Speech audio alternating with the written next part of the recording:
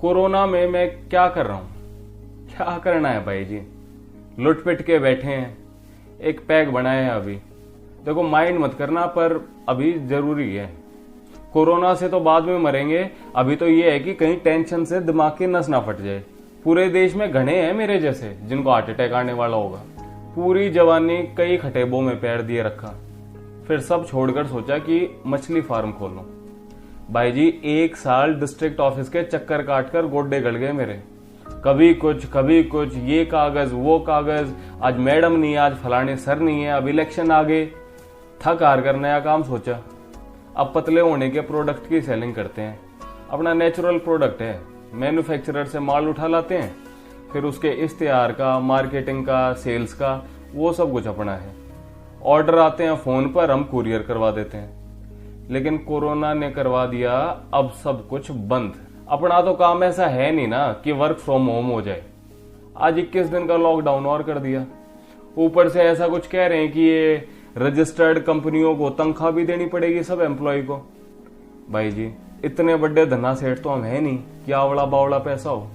कुछ कमाते हैं तो कुछ आगे देते हैं। अब कहां से दे देंगे सैलरी?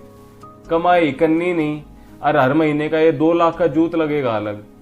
21 दिन की तो अब कही है, जून तक भी ये हालात रह जाए तो कोई बड़ी बात थोड़ी ना है।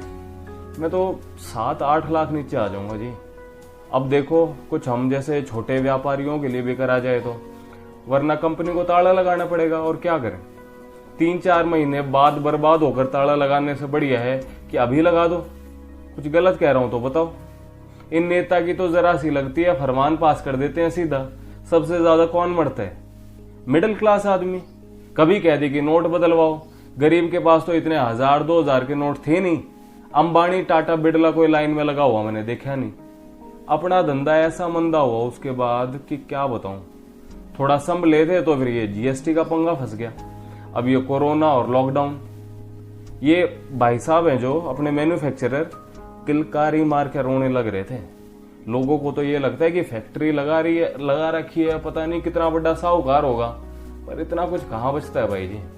अमीर बर्बाद होते हैं तो सरकार वो कर देती है, क्या कहते हैं, एनपीए, मतलब कर्जा माफ। ऊपर से इनकी कंपनी में रुपया डाल देती है, उसमें भी बिना हमारी गलती के सारा बर्डन हम जैसों के ऊपर। आप खुद देख लो, ये पीएमसी बैंक और येस बैंक में आम लोगों की जो ऐसी तैसी हुई है, और अब ये एलआईसी और एसबीआई का भी डोबा डोब दे तो कोई ताजुब नहीं, जिस हिसाब से चल रहे हैं ये।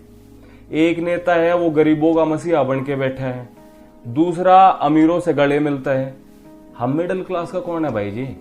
कुछ मेहनत करके 2 रुपये कमा लेते हैं, 7-8 लोगों को रोजगार दे देते हैं, अपना टैक्स भर देते हैं। कोई गुनाह करते हैं क्या? और देखो इन नेता के ऊपर कैसे लोग आपस में एक दूसरे का सिर फोड़ने को तैयार बैठे हैं आज के टाइम में। असल में गलती मार पे या होगी, एक बाबू की बात ना सुनी। क्या करता है कि धीरज पढ़ाई करके सरकारी नौकरी का पेपर पास कर ले, अफसर ना कि तक क्लर्क चपड़ासी लाग जा, कि तब प्राइवेट में देख ले। ये बिजनेस हमारे जैसे मिडिल क्लास के लिए ना होता। उस टाइम माननी नहीं, अब उसी का भुगत रहे हैं। अपना तो बस राम रखवाड़ा है ना, ये तो राम जी भी हमारा बैरी हो रहे हैं। मार्च के महीने में ओले पड़ रहे हैं। आप जैसे बारिश का एंजॉय लेते हो बालकनी में बैठकर चाय के साथ गर्मा गर्म पकौड़े खाकर, हमारे जैसों के खेतों की वो बिरान माटी हुई है जो ना हो कभी।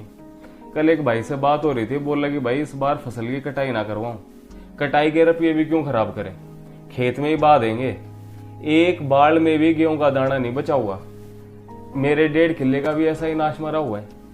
भाई जी मिडिल क्लास में होना अगर, एक तो बिजनेस मत कर लेना, दूसरा खेती मत कर लेना। कुछ सांगना है, बेइज्जत होना है बस। अब तो गांधी वाली बात है, अपना चरखा खातो भाई। घर में एक गाय भैंस हो, चक्की हो और ठेका हो अपना गेहूं रखने के लिए। खेत में थोड़ी बहुत अपनी शुद्ध सब्जी उगा लो, शुद्ध सब्जी अनाज उगाओ तो फिर किसी से लेना एक ना देना दो। बहुत ज्यादा रुपया नहीं, पर अपना ठीक ठाक काम चल जाए। फिर जहां जो आग लागती हो लागती रहे, कम से कम आप तो सेफ रहोगे। फिर से वही बात कहता हूँ भाई साहब, एक नेता